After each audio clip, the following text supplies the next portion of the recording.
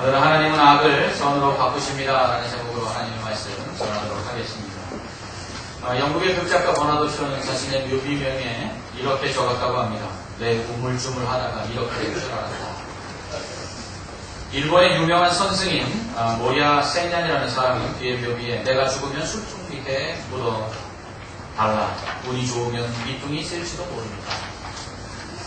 그리고 걸레 스님으로 유명했던 중광 스님은 아주 짧게 묘비에 적었다고 합니다. 애인, 괜히 왔다. 인생이 허무하다는 것을 이렇게 표현했다고 합니다. 또 소설가 헤밍웨이는 일어나지 못해 미안하다 하고 묘비에 적고, 대예언가였던 노스트라다무스는 묘비에다가 한국 사람들이여 나의 휴식을 방해하지 마시오 하고 적었다고 합니다. 그는 1999년 인류가 대재앙으로 멸망할 것을 예언했지만 자신의 죽음은 그 재앙으로도 어떻게 할 수 없는 영원한 안식이다라고 그가 이야기한 것입니다. 또한 세계의 여관적으로 유명했던 마타하리라는 스파이는 그의 묘비명에다가 이렇게 적었다고 합니다. 마르가르테 게르트루드 젤러. 이게 무슨 말일까요? 이게 그녀의 본명이라고 합니다. 평생을 스파이 짓 하느냐고 제대로 자신의 이름을 한 번도 사용해 본 적이 없는 그녀가 죽으면서 마지막으로 자기 묘비에 본명을 쓰고 죽었다는 것입니다. 서울 2호선 합정역 부근에는 양화진 외국인 선교사 교지가 있습니다. 이곳은 한국에 와서 선교하다가 순교한 외국인 선교사들과 그 자녀들이 묻혀 있는 곳입니다. 여기에는 루비 캔드릭이라는 선교사의 묘지가 있는데요. 그녀는 조선에 와서 8개월 만에 25살의 꽃다운 나이로 회개력을 앓다가 선교역 한 번 제대로 해보지 못하고 하나님의 부르심을 받고 하늘나라로 갔습니다. 그녀의 묘비에는 이렇게 적혀 있습니다. 만일 나에게 1000개의 목숨이 있다면 모두 조선 땅에 주기를 원한다. 이처럼 그 사람이 어떤 모습으로 죽느냐, 그 사람이 죽음에 대하여 어떠한 모습으로 맞이하느냐, 이것은 그 사람의 인생이 어떠했으며 그가 무엇을 위해서 살았는지를 우리에게 알려주고 있습니다.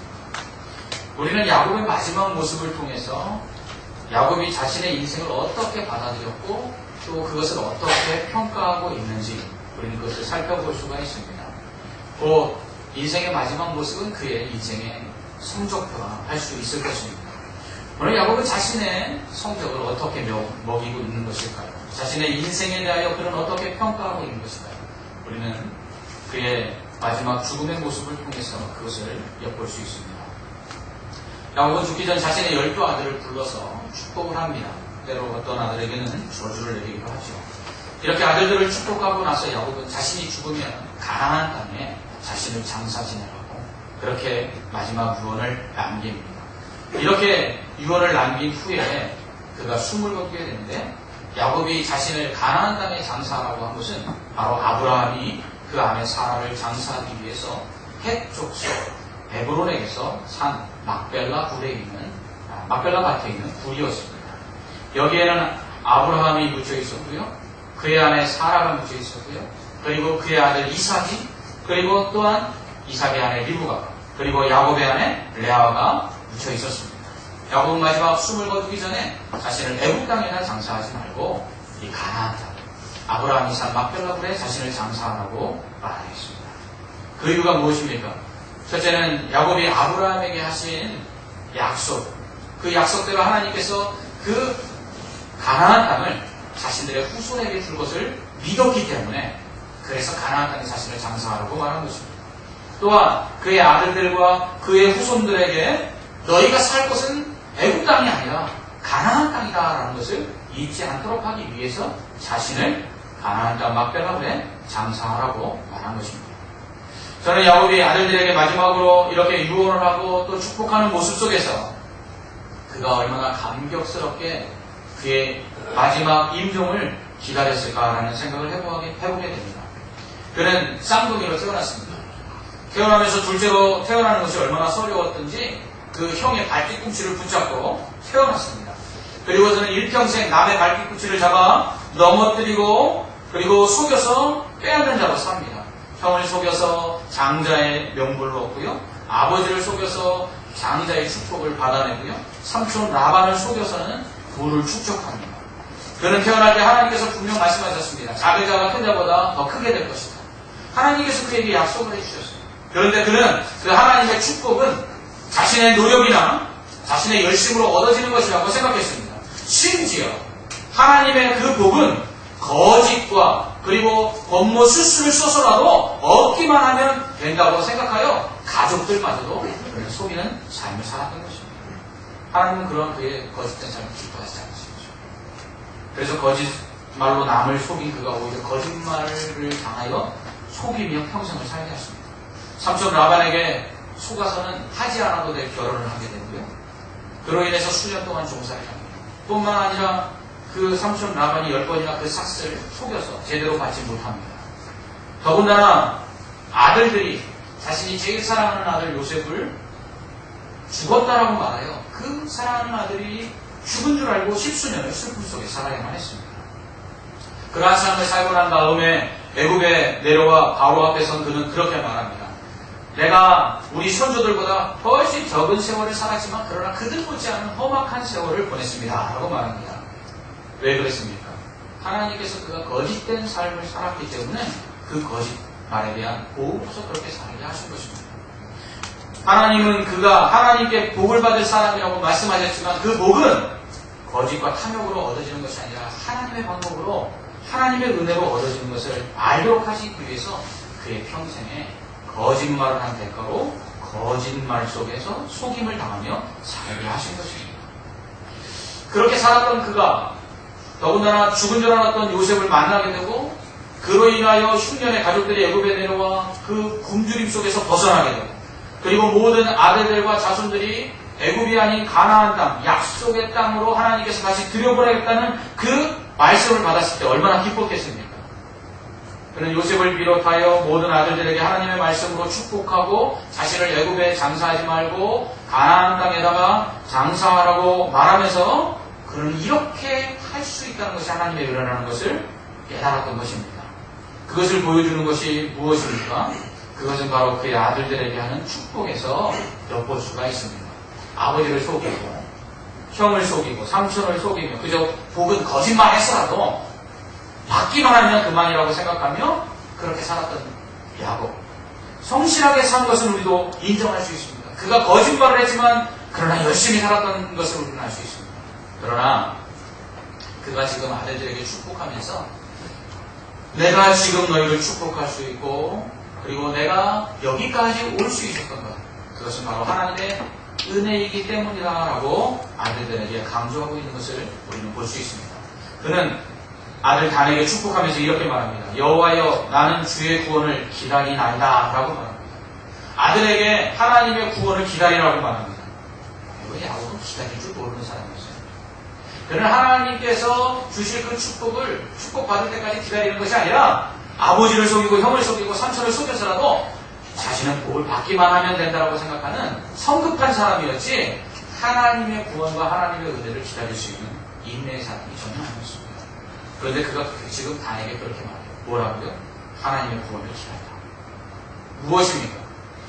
인생을 살아가면서 복은 내 열심과 내 노력으로 받는 것이 아니라 하나님께서 주신다는 것을 잊지 말고 하나님께서 복 주실 때까지 기다려라. 이렇게 말하고 있는 것입니다. 또한 그는 요셉에게 이렇게 말합니다. 내 아버지 하나님께로 말미암나니 그가 너를 도우실 것이요 전능자로 말미암나니 그가 내게 복을 주실 것이라. 아멘. 요셉에게 말합니다. 복은 내가 지금 너에게 복을 빌기 때문에 내가 복 받는 것이 아니라 하늘에 계신 하나님으로부터 말미암는 것이라. 그 하나님께서 내게 복을 주실 것이다. 그러니 하나님을 바라보고 살아라. 이렇게 말하고 있는 것입니다. 그는 지금 어떻게 보면 성공하고 출세했다고 말할 수 있습니다. 이제 바로 앞에 그 아들 요셉으로 인하여 당당하게 나아가서 마치 국빈처럼 대우를 받고 있습니다. 그렇기 때문에 그는 자신의 인생을 바라보면서 자식들에게 아니야 아버지처럼 살면 이렇게 성공할 수 있어라고 말할 수 있었을 것입니다. 그러나 그는 알았습니다. 그의 거짓과 탐욕으로 일관된 자신의 성공 뒤에 감추어졌던 그 갈등과 두려움 그리고 배신으로 말미암은 그 슬픔들이 오히려 자신을 얼마나 불행하게 만들었는가를 그는 깨달았던 것입니다. 그래서 자식들에게 말합니다. 하나님의 은혜가 진짜 은혜. 하나님이 주시는 복이 진짜 복이라고. 그 복을 받을 때까지 기다릴 줄 알아야 하고 하나님을 바라봐야 한다고 말씀하고 있는 것입니다. 이는 그가 하나님의 신실하심을 경험했기 때문입니다. 아브라함과 이삭에게 약속하신 그 언약을 자신처럼 거짓된 탐욕스러운 삶에게도 동일하게 허락하시고 그 약속 때문에 자신의 그 불행한 삶 가운데 여기까지 인도해 주신 그 하나님의 은혜를 깨닫고 자식들에게 말하는 것입니다. 하나님의 은혜로만 살아야 한다. 여러분은 마지막 자신의 죽음을 앞두고 자녀들에게 무엇을 유언하시겠습니까? 자녀들에게 무엇을 남겨주시겠습니까? 현 세계 무역센터 부총재인 이일원 장로는 유학길에 오르는 아들에게 이렇게 편지를 써서 줬다고 합니다. 아브라함과 이삭과 야곱의 하나님께서 너를 도와주실 것이다. 그러면서 유학길에 떠나는 아들에게 달랑 편도 비행기 한 장만을 줬답니다. 힘들고 어려우면 다시 돌아올 생각하지 말고 그곳에서 아브라함의 하나님, 이삭의 하나님, 야곱의 하나님이 그들을 도우신 것처럼 너를 신실하게 돕는 것을 네가 경험하고 네 인생 속에 그 하나님을 두고 살아라. 그런 의미로 비행기 편도 한 장 주고 그 아들 유학길을 보냈다고 합니다. 이동 장로님은 평생에 자신이 하나님께서 그렇게 아브라함의 하나님으로, 이삭의 하나님으로, 야곱의 하나님으로 자기를 도우신 것을 경험했기에 자신의 인생 속에 그 하나님의 도우심이 없으면 여기까지 올 수 없었음을 알았기에 아버지의 뒷바라지보다 하나님의 그 도우심이 그 유학길에 오른 아들에게 더 필요한 것을 알아 그렇게 아들에게 권면했던 것입니다. 야곱의 마지막 임종의 모습이 이와 같았습니다. 그는 자신의 힘으로 여기까지 온 것이 아니라 지금 내가 12 아들들에게 축복할 수 있는 것은 하나님의 은혜라고 고백하고 있는 것입니다. 그러니 너희가 그 하나님을 섬겨야 된다. 그리고 그 하나님이 약속하신 대로 너희는 이 애굽 땅이 아무리 좋아도 여기가 살 곳이 아니라 바로 가나안 땅이 너희에게 약속하신 하나님의 땅이니까 그 땅에 올라가서 살아라라고 마지막 유언을 남기고 있는 것입니다. 우리도 이 땅을 마지막으로 정리하고 떠나면서 우리의 자녀들과 후손들에게 가르쳐줘야 될 게 무엇이겠습니까? 그것은 하나님의 은혜로 살아야 한다. 하나님의 약속을 붙잡고 살아야 한다는 것. 그 하나님의 도우심이 없이는 살 수 없다는 것을 우리는 자녀들에게 가르쳐야 할 것입니다. 제주도 회복교회에서 목회하시다가 소천하신 박태린 목사님이 계십니다. 목사님의 장례식장에는 이런 현수막이 붙어 있었다고 합니다. 축환송 박태린 목사 천국에 가시다. 이것은 평소 살아생전에 목사님이 유언하신 대로 가족들이 그렇게 현수막을 붙인 것이라고 합니다. 목사님은 살아생전에 늘 가족들에게 내가 죽거든 슬퍼하지 말고 천국 환송식으로 기쁨으로 장례를 치러라라고 당부하셨다고 합니다. 이는 목사님께서 무엇을 위해서 살았는지 이 땅에 살아가면서 천국을 소망하며 그 천국을 위해서 자신의 모든 것을 다 바치며 살아갔고 그날만을 소망하며 살았다는 것을 자녀들에게 가르쳤다는 것입니다. 박태린 목사님의 마지막은 마치 자신을 애굽이 아닌 가나안 땅 막벨라굴에 장사 지내라고 유언한 야곱의 모습 같았습니다. 야곱의 자녀들과 후손들에게 너희가 구할 땅은 애굽이 아니라 가나안임을 잊지 말라라고 말하면서 자신을 가나안 땅에 장사하라고 야곱은 말합니다. 우리들도 마찬가지입니다. 우리의 다음 세대들에게, 우리의 자녀들과 후손들에게 우리가 가르쳐야 할 것이 무엇입니까? 이 땅이 우리가 살아야 될 본향이 아니라 우리가 가야 할 본향이 있으니 그것은 천국이다. 그 천국을 소망하는 자는 마치 예수님의 비유의 말씀처럼 밭에 감추어진 보화를 발견하고 자신의 모든 것을 다 팔아 그 밭을 사듯이 천국을 위하여 이 땅에 우리가 가지고 있는 것을 다 주님께 드릴지라도 우리의 생명마저도 귀한 것으로 드릴지라도 아까워하지 말며 그렇게 살아야 한다는 것을 우리의 다음 세대들에게 우리는 가르쳐야 합니다. 오늘날 우리의 자녀들은 지금 어느 곳에 있습니까? 지금 그들이 있어야 할 곳, 그들이 천국을 소망하며 하나님께서 그들을 구원하신 그 목적에 합당한 곳에 지금 거하에 있습니까? 아니면 세상 사람들처럼 무엇을 먹을까, 무엇을 입을까를 위해 지금 이 주일에도 주님 앞에 예배하지 아니하고 세상 가운데 나아가 있습니다. 우리의 자녀들에게 우리는 무엇을 가르치고 전해야 하겠습니까? 주님 앞에 마지막 서는 날에 주님께서 우리에게 무엇이라 말하겠습니까? 하나님께서 말씀하신 대로 이 땅이 아니라 천국을 소망하며 그를 살아왔고 우리의 자녀들과 후손들에게 그것을 가르치고 왔습니다. 우리가 주님 앞에 서는 날이 마지막 해야 할 말이라 생각됩니다. 이렇게 야곱이 자식들에게 하나님의 약속에 대하여 유언을 남기고 그리고 죽자 요셉은 애굽의 장례법에 따라서 시신을 40일 동안 처리하게 합니다. 향제류를 써서 야곱의 시신을 방부 처리한 것이죠. 쉽게 말하면 미이라를 만든 것입니다. 이는 애굽의 왕이나 그 가족들이 죽었을 때만 그렇게 하는 것입니다. 이렇게 아버지 야곱의 시신을 방부 처리한 후 요셉은 아버지의 유언대로 시신을 가지고 가나안 땅으로 올라갑니다. 아버지 야곱의 시신을 장사하기 위해 가나안 땅으로 올라가는 그 요셉과 그리고 그 장례식 행렬은 그야말로 장관이 아닐 수 없었습니다. 바로의 모든 신하들이 동행했습니다. 바로 동행 원로들이 동행을 했습니다. 애굽 땅의 모든 원로와 그리고 요셉과 그의 온 집과 형제들이 그리고 가족들이 어린아이와 짐승들만을 남겨놓고 가나안으로 올라왔습니다. 병거와 기병들의 호위를 받으며 야곱의 장례행렬이 가나안 땅으로 올라왔습니다. 가장마당에 이르러서 7일 동안 거기서 울며 애통하고 이제 장사를 지내게 그 땅 가나안 사람들이 말하기를 이는 애굽 사람의 큰 애통이라 하여 그곳 이름을 아벨 미스마임이라 지었습니다. 즉 야곱의 마지막 가는 길은 애굽 왕족과 같은 대우를 받으며 간다라는 것을 우리는 알 수 있습니다. 이 얼마나 큰 하나님의 은혜입니다. 사기꾼이요, 도둑놈이요, 거짓말쟁이요, 그리고 탐욕에 물들어서 살았다는 그러한 야곱의 죽음이 왕의 죽음으로 바뀐 것입니다. 하나님은 이처럼 야곱의 악을 선으로 바꾸셨습니다. 그가 거짓말하며 그가 평생을 속이며 살았던 그에게 하나님은 왕과 같은 죽음을 허락해 주셨습니다. 어떻게 이런 은혜를 허락해 주셨을까요? 그것은 약속 때문입니다.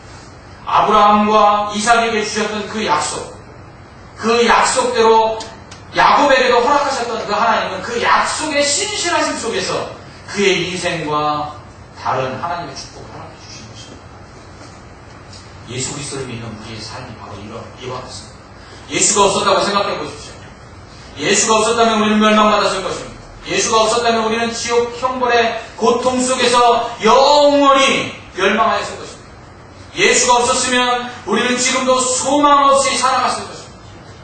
그런데 예수 그리스도를 통해서 우리의 죄를 용서해 주시고 하나님의 자녀 삼으시고 그리고 천국을 소망하며 이 땅 가운데서 각종 위로로 우리를 위로해 주시고 그리고 도와주시는 그 하나님의 은혜 속에 우리는 살고 있지 않습니다.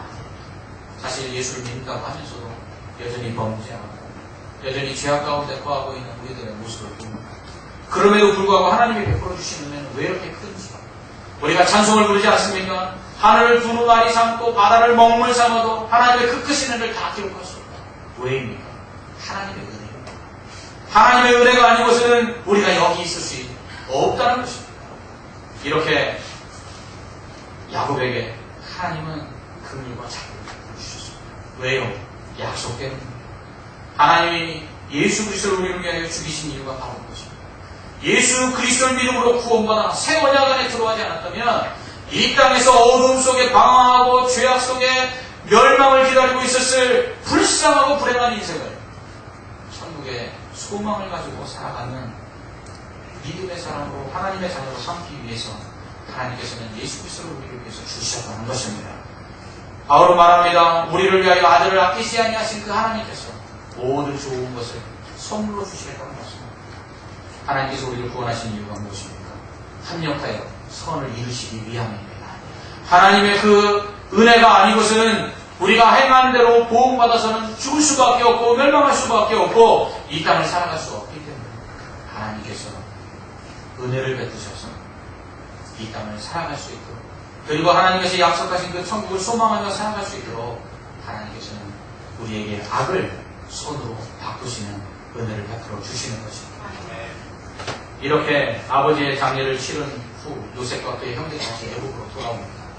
형들은 그때부터 걱정하기 시작합니다. 이제 아버지가 돌아가셨으니 이제 요셉이 우리에게 오시다. 그런 두려움 속에 있는 이 형들이 꾀를 냅니다. 그래서 요셉에게 사람을 보냅니다. 아버지가 살아생 전에 너한테 이렇게 말을 하고 있어. 내 형들이 내게 악을 행하였을지라도 이제 바라본대 그들의 허물과 죄를 용서해라. 아버지가 마지막으로 너에게 당부하신 말씀. 그러니 우리의 죄를 용서해줘. 이렇게 이야기합니다. 이 말을 전해 들은 요셉이 펑펑. 그리고 형들이 와서 말합니다. 요셉아, 우리 너의 종들이다. 그러자 요셉이 형들에게 말합니다. 두려워하지 마십시오. 내가 어찌 하나님을 대신하겠습니까? 형들은 나를 해하려고 하였으나 하나님은 그것을 손으로 바꾸셨습니다. 오늘과 같이 그리하여 많은 백성을 구원하게 하셨습니다. 그러니 두려워하지 마십시오. 내가 당신과 당신들의 자녀를 기르겠습니다. 이렇게 말합니다. 그러면서 오히려 형들을 위로하죠. 여러분, 요셉이 형들에게 이렇게 말한 이유는 세 가지입니다.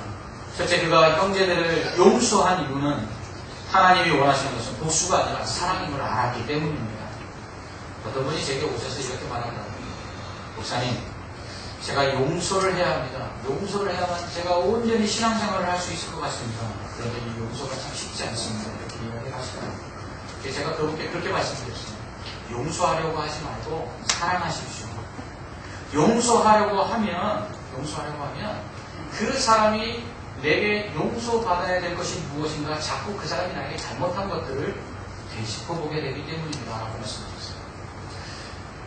베드로가 예수님께 나와 묻습니다. 형제가 잘못하거든 7번 용서해 줄까요?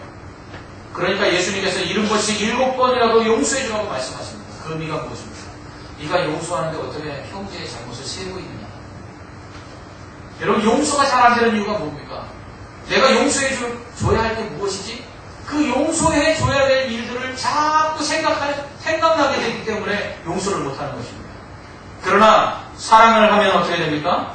잠언 10장 12절에서는 미움은 다툼을 일으켜도 사랑은 모든 허물을 가리느니라 라고 말합니다. 베드로 전서 4장 8절에서는 무엇보다 뜨겁게 서로 사랑할지니 사랑은 허다한 죄를 덮는다고 말합니다. 사랑은 덮어놓고 하는 것입니다. 하나님도 우리 죄를 예수 그리스도의 피로 덮으셨습니다. 우리의 죄가 없는 것이 아니라 있음에도 불구하고 예수 그리스도의 피로 덮어놓고 그것을 간과하신 것입니다. 로마서 3장 25절에서 바울은 이 예수를 하나님이 그의 피로써 믿음으로 말미암은 화목제물로 세우셨으니 이는 하나님께서 길이 참으시는 중에 전에 지은 죄를 간과하심으로 자기의 의로우심을 나타내려 하심이니라 라고 말씀하고 있습니다. 하나님께서 우리의 죄를 용서해 주실 때 어떻게 용서해 주셨습니까? 덮어버렸습니다. 덮어놓고 무작정 용서해 주신 것입니다. 예수의 피는 우리의 죄를 가리우시기 위해서 흘리신 피라는 것입니다. 이처럼 용서하려고 하면 잘 안 되는 이유는 용서해야 할 사람의 잘못이 자꾸 보입니다. 왜요? 그 잘못을 용서해 주려고 하니까 잘못이 먼저. 그러나 사랑하면 덮어버립니다. 우리가 사랑하는 연인들끼리 뭐라고 이야기합니까? 뭐라고 이야기합니까? 눈에 콩커풀이 씌웠다라고 얘기하지 않습니까? 안 보이는 거죠. 제가 결혼할 때에 제 아내 얼굴에 주근깨가 많이 있었습니다. 지금은 제가 고생을 더 시켜서 기미까지 합쳐져갖고 더 많이 있습니다. 그런데 결혼하기 전에는 그게 하나도 안 보였어요. 남자 청년들이 데이트는 밝은 곳에서 하십시오. 근데 지금도 제 아내의 얼굴에 그런 그 모습들이 잘 보이지 않습니다. 물론 지금도 잘해주는 건 아니지만 그러나 여전히 사랑합니다. 그러기에 그 사랑은 허물과 그리고 잘못들을 덮어주는 것입니다. 요셉이 형들의 죄를 그들이 행한 악을 용서한 것은 하나님이 그에게 원하시는 것은 사랑이지 보복이 아닌 용서이지 그들에게 복수하는 것이 아님을 알았기 때문입니다. 여러분, 사랑은 덮는 것입니다. 덮어놓고 사랑하는 것입니다. 우리의 자녀들을 덮어놓고 맹목적으로 사랑하지 않습니다. 사랑은 그렇게 하는 것입니다. 둘째로 요셉이 형들을 용서할 수 있었던 것은 하나님께서 악을 선으로 바꾸셨기 때문입니다. 형들이 자신을 해하려 했으나 하나님께서는 오히려 그것을 선으로 바꾸사 자신을 애굽의 총리가 되게 하셨다고 말합니다. 하나님께서 형들의 악을 선으로 바꾸셨는데 굳이 형들에게 복수할 이유가 없다는 것입니다. 우리는 흔히 우리를 괴롭히고 무시하고 과시하는 사람들에게 어디 죽어보자 이렇게 말합니다. 그래서 이를 갈고 잘 되려고 합니다. 그래서 나중에 멋지게 복수하려고 합니다. 그러나 성경은 반대로 말합니다. 나를 무시하고 갈시하던 그 사람들로 인해 마음의 상처는 받았을지 모르지만 그러나 결국 그들로 인해서 우리가 와신상담하고 이를 악물고 출세하고 성공하면 오히려 그들 때문에 성공하게 되었다라고 성경은 말합니다. 저 자신을 봐도 때로는 저를 힘들게 하고 무시하는 사람들로 인해 힘들었지만 오히려 그 사람들이 제게 약이 되어서 더 노력하고 더 준비하여 실력을 갖추고 사람들의 인정을 받을 수 있게 되었다는 것을 인정하지 않을 수 없습니다. 철이 철을 날카롭게 하듯 사람이 사람을 날카롭게 한다는 말이 있습니다. 하나님은 꼭 좋은 사람을 통해서만 우리를 훈련시키지 아니하십니다. 때로는 만나지 않았으면 좋았어요. 때로는 원수, 때로는 내가 도저히 용서할 수 없는 나에게 상처를 준 사람들을 통해서도 하나님은 우리를 만들어 가십니다. 사실입니다. 또한 하나님은 좋은 일들만 우리에게 허락하지 않습니다. 때로는 고난과 역경을 주시고 시험을 주시기도 합니다. 그러나 고난과 시험을 통해서 우리의 모난 부분을 깨뜨리시고요. 우리의 온전하지 못한 인격들을 바르게 만드시고요. 그리고 하나님이 쓰시기에 합당하지 못한 우리 안에 불순물과 같은 것들을 제거하시기로 하신다는 사실입니다. 뿐만 아니라 하나님은 우리에게 더 좋은 것을 주시기 위해서 오히려 고난과 역경을 주시기도 합니다. 역풍의 배가 더 빨리 간다는 말이 있습니다. 때로는 우리에게 일어나지 말았으면 하는 것들을 통해서 하나님 우리에게 더 좋은 결과를 주시기도 합니다. 정육점을 경영하던 윌리엄 리바임이라는 사람이 있었습니다. 그는 한 달에 3번이나 강도를 당했습니다. 겁이 나서 더 이상 장사를 할 수 없을 정도가 되었지만 그래도 먹고 살아야 되기 때문에 방탄조끼를 구입해서 그것을 입고 장사를 했습니다. 사람들이 방탄조끼를 구입해서 그것을 입고 장사한다는 소문을 듣자 여기저기서 나에게로 방탄조끼를 구입해 달라고 주문을 했습니다. 그래서 그는 그 방탄조끼를 주문해 주다가 이것이 장사가 되겠다 생각하고는 방탄조끼를 만드는 회사를 차렸습니다. 그로 인해서 그는 성공과 부를 거머쥐게 되었습니다. 만약 그렇게 자주 강도를 당하지 않았으면 그는 방탄조끼를 입을 필요가 없었을 것입니다. 그러면 아마 지금도 강도가 없는 편안한 정점에서 고기를 썰며 장사를 하고 있었을 것입니다. 하지만 그에게 위기는 곧 기회가 되었습니다.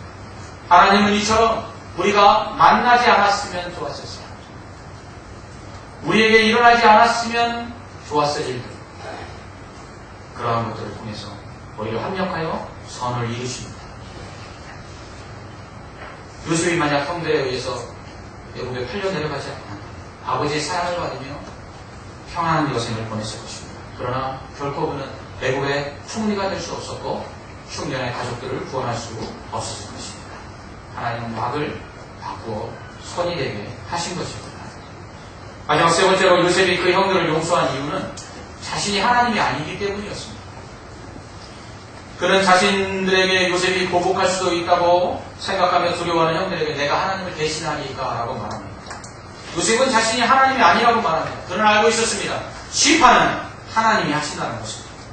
그렇습니다. 우리에게 잘못한 사람에 대한 심판은 하나님의 몫입니다. 하나님 우리에게 원수마저도 용서하고 사랑을 베풀라고 말씀하십니다. 용서와 사랑이 우리가 할 일입니다. 원수가 없는 것은 하나님의 일입니다. 신명기 32장 35절에서 하나님은 그들이 실족할 그때에 내가 보복하리라. 그들의 환난 날이 가까우니 그들에게 닥칠 그 일이 속히 오리라 라고 말씀합니다. 이것을 세번역 성경을 보니까 세번역 성경에서는 이렇게 번역하고 있습니다. 원수가 없는 것은 내가 하는 일이니 내가 갚는다. 원수들이 넘어질 때가 곧 온다. 재난의 날이 가깝고 멸망의 때가 그들에게 곧 덮친다 라고 번역하고 있습니다. 히브리서 10장 30절은 원수가 없는 것이 내게 있으니 내가 갚으리라 하시고 또 다시 주께서 그의 백성을 심판하리라 말씀하신 것을 우리가 아노니라고 말씀하고 있습니다. 원수가 없는 것은 하나님의 일입니다. 우리가 할 일은 사랑하고 용서하는 것입니다. 우리가 하나님을 대신해서는 안 됩니다. 그럴 수도 없습니다. 로마서 12장 20절은 내 원수가 줄이거든 먹이고 목마르거든 마시게 하라. 그리함으로 내 숯불을 그 머리에 쌓아 놓으리라 라고 말합니다. 원수 갖고 싶습니다. 정말 그 얼굴만 봐도 아니 생각만 해도 이가 바득바득 달리는 미워하는 사람들이 있습니까? 그렇다면 그 사람들에게 사랑을 베푸십시오. 원수에게 손으로 악을 갚으시기 바랍니다. 그러면 그 원수의 머리에 숯불을 올려놓는 것과 같은 일을 행하는 것입니다. 그래서 우리가 원수를 갚지 아니하고 원수를 사랑하고 용서하면 원수의 머리에 불이 붙는 것입니다. 원수를 사랑해 보십시오. 원수를 용서해 보십시오. 그러면 원수의 얼굴이 붉어질 것입니다. 먼저는 창피해서 붉어질 것입니다. 나중에는 미안해서 붉어질 것입니다. 그리고 마지막으로는 자신의 죄를 깨닫고 붉어질 것입니다. 우리가 원수를 사랑하고 용서하면 그들의 머리에 불을 올려놓기 때문입니다. 하나님께서 이미 형들이 요셉에게 행한 악을 선으로 바꾸셨습니다. 요셉은 그렇게 하나님을 대신하지 않기로 마음먹습니다. 그리고 자신도 형들이 행한 악을 선을 베풀어 그들을 용서합니다. 우리 하나님은 우리에게 악을 선으로 바꿔주시는 분이십니다. 우리가 행한 그 악을 심판으로 갚으시기 위해서 우리를 지옥에 보내시기를 원하지 아니하시고 예수 그리스도를 십자가에 달려 죽게 하심으로 오히려 우리의 행한 악에도 불구하고 우리를 용서하사 하나님의 자녀 삼으시고 천국을 소망하며 영생을 소망하며 사는 사람이 되게 하셨습니다. 우리에게 악을 행한 자들에 대하여 하나님은 우리가 하나님께서 우리에게 행하신 것처럼 악을 선으로 갚기를 원하고 계십니다.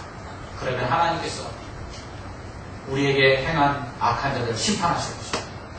우리가 당한 악을 합력하여 선으로 바꿔주실 것입니다.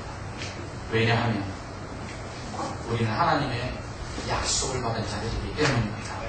예수 그리스도 안에서 새 언약의 백성이 되어 합력하여 선을 이루시겠다고 약속을 받은 자들이기 때문입니다.